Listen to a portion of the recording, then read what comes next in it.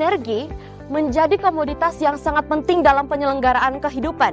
Tak hanya manusia, energi sudah mendominasi segala sektor penunjang kehidupan manusia. Pelibatan energi pun terus menimbulkan pro dan kontra. Kapasitas bahan bakar fosil yang tak selalu tersedia membutuhkan adanya peralihan energi menuju energi yang terbarukan.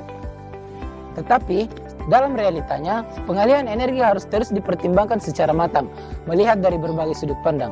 Lalu, bagaimana jadinya jika suatu saat nanti kita mengalami krisis energi? Assalamualaikum warahmatullahi wabarakatuh. Shalom, Om Swastiastu, Nama Budaya, Salam Kebajikan. Tak kenal maka tak sayang. Perkenalkan, saya Melati Limbong sebagai pembicara 1. Saya Gracelia Primalita Lenden sebagai pembicara kedua. Saya Petra Diotlan Tapagapong selaku pembicara ketiga. Kami dari tim SMA Kristen Cana. Dengan mosi, pengurangan subsidi industri bahan bakar fosil dan mengalihkannya ke sektor energi terbarukan.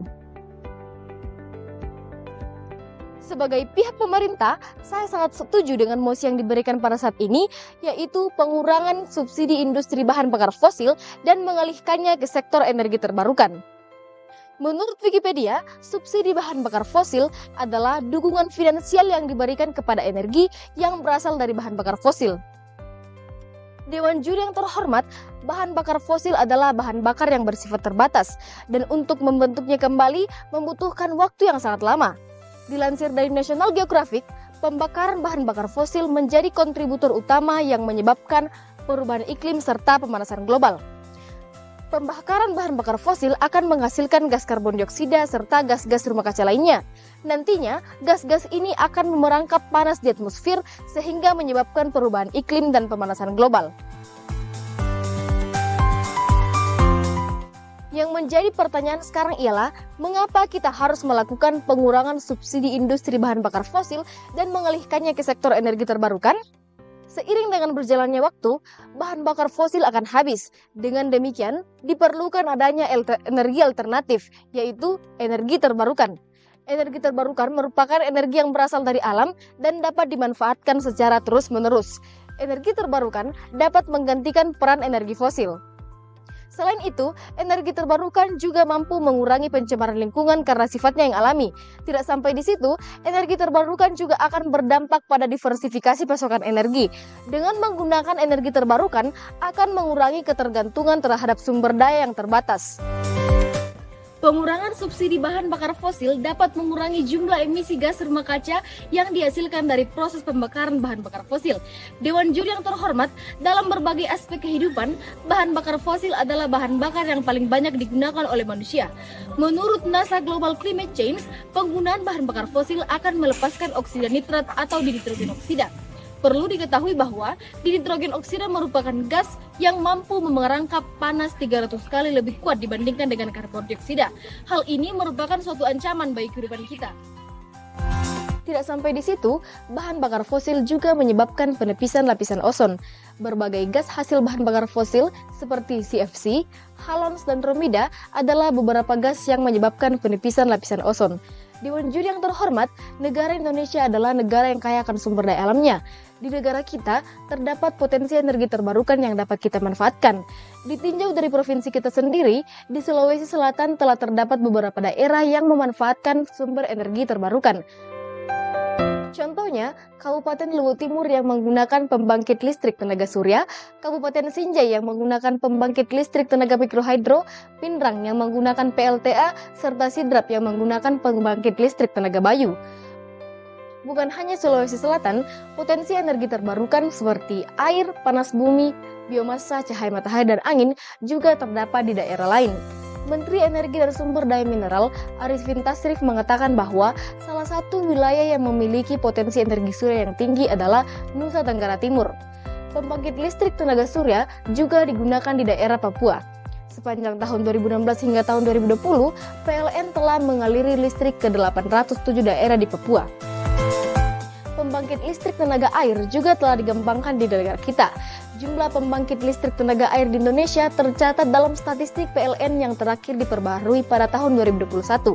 Dari statistik tersebut, diketahui jika jumlah pembangkit listrik tenaga air di Indonesia adalah sebanyak 162 unit. Berikutnya ialah pembangkit listrik geotermal atau panas bumi. Dilansir dari kompas.com, hingga tahun 2021 ada 17 pembangkit listrik tenaga panas bumi yang tersebar dan beroperasi aktif di Indonesia. Yang terakhir ialah energi biomasa. Di Indonesia terdapat beberapa pembangkit listrik tenaga biomasa. Salah satunya ialah PLTBM Siantan yang berada di Kalimantan Selatan. Dewan Juri yang terhormat, berdasarkan fakta dan data yang telah saya paparkan, dapat disimpulkan bahwa di negara kita terdapat potensi energi terbarukan yang dapat kita manfaatkan. Energi terbarukan dapat menjaga keberlangsungan kehidupan di bumi. Jika tidak ada perubahan serius dalam mengatasi permasalahan ini, maka dampak dari penggunaan bahan bakar fosil akan mengancam kehidupan di bumi. Sebagai bagian dari penduduk bumi, sudah seharusnya kita bersama-sama menekan global warming. Jika subsidi industri bahan bakar fosil terus dilakukan, lantas bagaimana dengan kehidupan selanjutnya di bumi? Permasalahan ini memicu global untuk mewujudkan net zero emission, yaitu tindakan pengurangan emisi gas rumah kaca yang dapat diwujudkan melalui penggunaan sumber energi terbarukan. Maka dari itu, sampai saat ini, saya sangat setuju jika dilakukan pengurangan subsidi industri bahan bakar fosil dan mengalihkannya ke sektor energi terbarukan.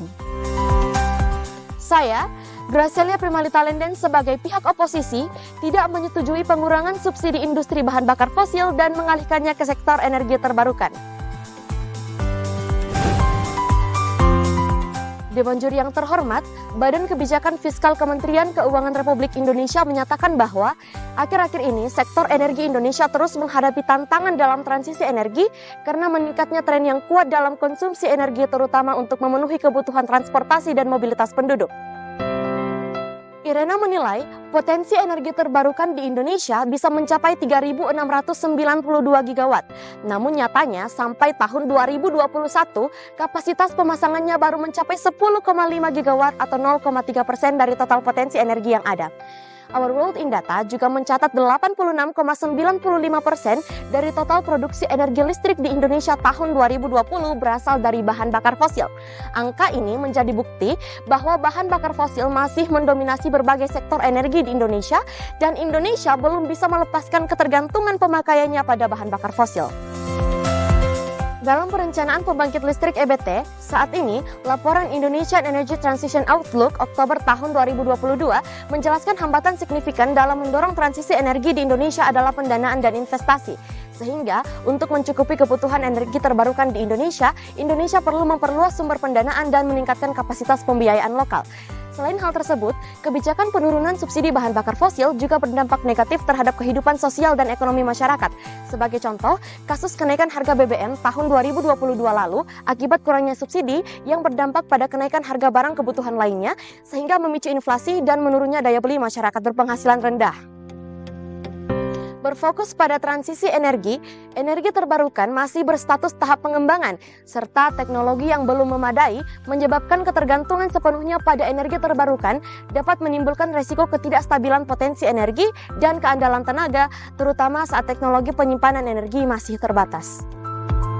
Sebagai contoh, penggunaan mobil listrik yang selama ini dianggap sebagai solusi sumber energi yang ramah lingkungan, faktanya masih menggunakan sumber energi berupa baterai.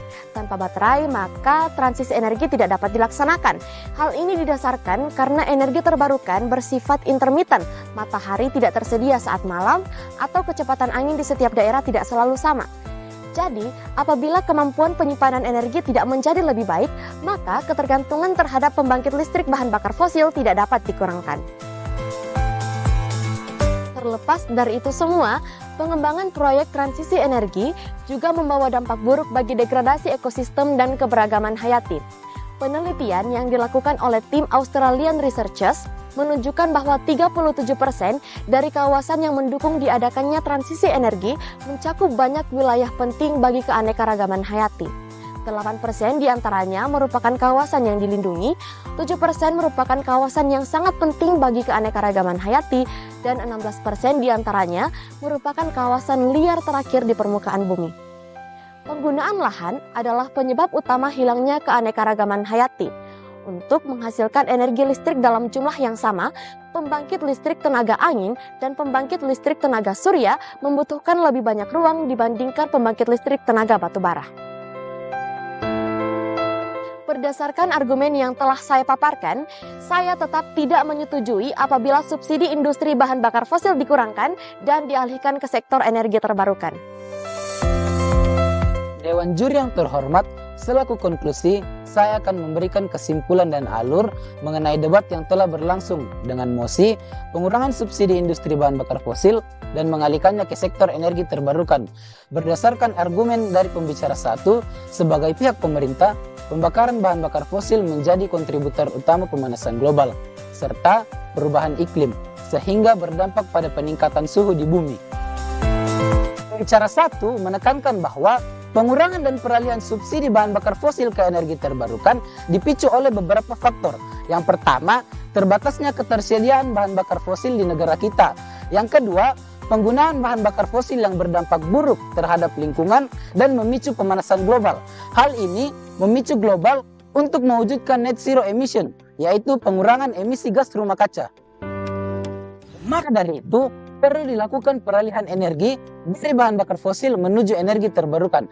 Selain karena sifatnya yang ramah lingkungan, energi terbarukan juga bersifat kekal, sehingga penggunaannya tidak bersifat terbatas.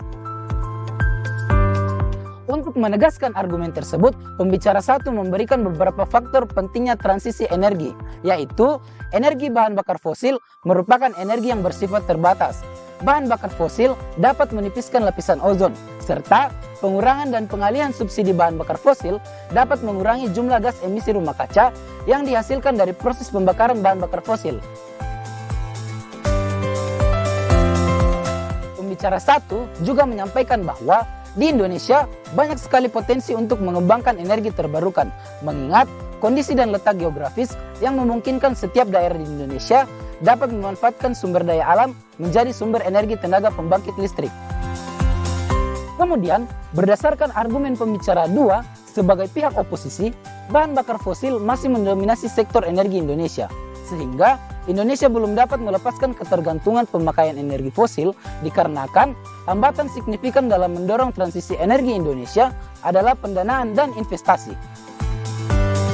Pembicara 2 kemudian menyampaikan bahwa kebijakan penurunan subsidi bahan bakar fosil juga berdampak negatif terhadap kondisi sosial dan ekonomi masyarakat, dikarenakan penurunan subsidi dapat meningkatkan harga kebutuhan lain yang berpengaruh negatif pada masyarakat berpenghasilan rendah.